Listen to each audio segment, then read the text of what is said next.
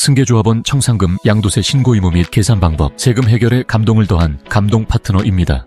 안녕하세요. 세금 문제 해결에 감동을 더한 감동 파트너입니다. 오늘은 재개발 재건축 과정에서 발생하는 청산금의 양도세 과세 문제, 특히 승계조합원이 증가한 청산금을 수령한 경우에 대해 살펴보겠습니다. 국세청의 새로운 예규를 통해 승계조합원의 신고 의무가 명확해졌으나 양도차익 계산 방식 등 실무적으로 양도세 계산을 어떻게 해야 하는지 난제는 여전히 존재합니다. 분양가보다 권리가액이 높아 정비사업조합으로부터 수령하는 환급금은 기존 부동산에 대한 대가, 즉 기존 부동산 일부를 조합에게 일부 양도한 것으로 보아 양도세가 과세됩니다. 통상 환급금은 재개발 재건축 사업 초반에 감정가, 분양가, 비례율, 권리가에 의해 예상 환급금이 책정되고 완공 후 이전고 시 즈음 비례율이 변동되어 확정 환급금이 책정됩니다. 즉 사업성이 좋으면 비례율이 높아져 최종 수령할 청산금도 증가하게 됩니다. 그런데 입주권을 원조합원으로부터 매매로 취득한 경우 통상 입주권 매매 당시 예상 환급금도 감안하여 매매대금을 책정합니다. 예를 들면 총 매매대금이 5억이라면 기존 주택 금액 4억에 예상 환급금 1억을 감안하여 대금 책정을 많이 합니다. 매매계약서에 장음일 현재 예상 환급금은 1억이며 향후 증가하는 환급금은 매수자가 수령한다. 이러한 내용들이 기재에 되어 있으면 좋겠지만 그렇지 못한 사례도 많습니다.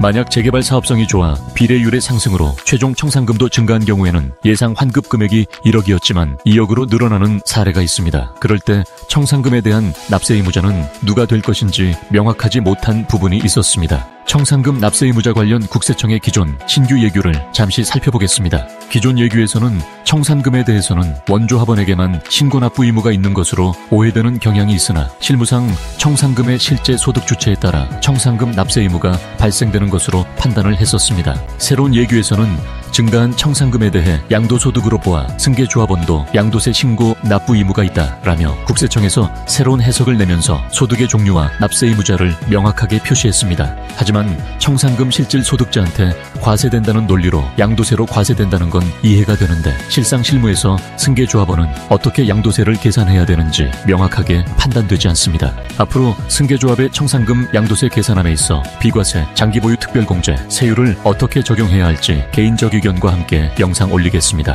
이상 세금 문제 해결에 감동을 더한 감동 파트너였습니다.